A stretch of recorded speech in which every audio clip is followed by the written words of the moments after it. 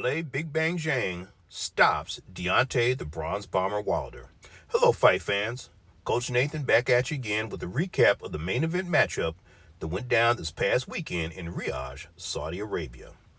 First off, if you enjoy the video, folks, please click that like and notification button, share, and subscribe to NSChamp7.com.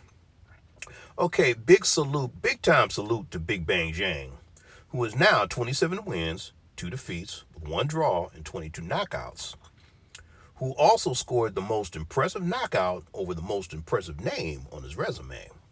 His 5th round TKO over the former WBC champ and knockout artist Deontay Wilder, I believe, is the culmination of the hard work and tutelage he received since turning pro back in 2014, after winning a silver medal in the 2008 Olympic Games.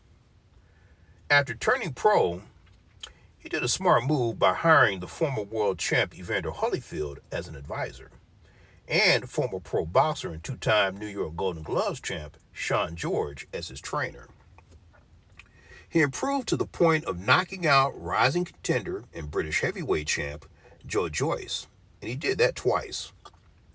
He also showed improvement in coming back from his close decision loss to top contender Joseph Parker, who he had knocked down twice in that fight. Also in that fight, it's clear that he ran out of gas in the later rounds, and he admitted to looking for the one big punch instead of boxing more. Now, despite this recent success, Zhang still doesn't appear to have the formula to beat a crafty, ever-moving boxer like the champ Alexander Usyk. But anyone who stands right in front of him will have a long night, or a short night if he lands his power punches. Which brings us to Deontay Wilder. Now, much has been said after the fight about his lack of technique and how much was taken from him physically after 3 hard fights with Tyson Fury, 2 of which ended in brutal knockouts. However, from a trainer standpoint, he had more than a puncher's chance to win this fight, and technically, he fought the wrong fight. If you notice, he kept moving to his right, keeping himself inside the punching power of the southpaw Zhang, instead of moving to his left, which keeps you outside of your opponent's punching power. That's why trainers tell you when you fight a southpaw, keep your left foot outside of his right foot.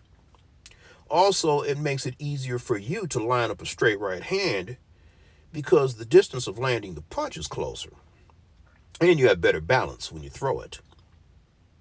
Also, he hardly ever snapped or popped the jab. He just used it for the most part to paw, parry, and measure his opponent. And in doing that, it's easier for your opponent to walk straight to you, which is why Deontay found himself in the corners or up against the ropes too much.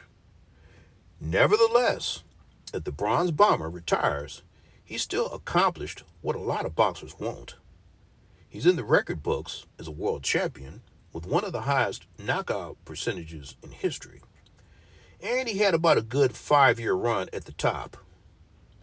And he has created generational wealth for his family. Also, he put beautiful Tuscaloosa, Alabama on the map. Now, I have some personal experience with that, folks, because my mother's from Tuscaloosa, Alabama, and I visited there many times as a kid. Now, another heavyweight that shined brightly that night was British heavyweight Daniel Dubois, who is now 21 wins, 2 defeats, 20 wins by way of knockout. Now, Daniel also clearly shed his quitter image, which was given to him by some of the boxing pundits after KO losses to Joe Joyce and the champ, Alexander Usyk. Now he scored back-to-back knockout wins over tough game contenders Jarrell Big Baby Miller and IBF top-ranked contender Filip Hrgović, making him the IBF interim heavyweight champion and delivering him a career-defining, highly lucrative matchup against Anthony Joshua this fall. So, that's my take on this one, folks. Another exciting night of boxing this past weekend. But don't forget, For elite boxing instruction, elite boxing analysis, and elite boxing philosophy, click that like and notification button and subscribe to NS Champ 7 Part Boxing Series at nschamp7.com. And as always, I'll be seeing you the next main event.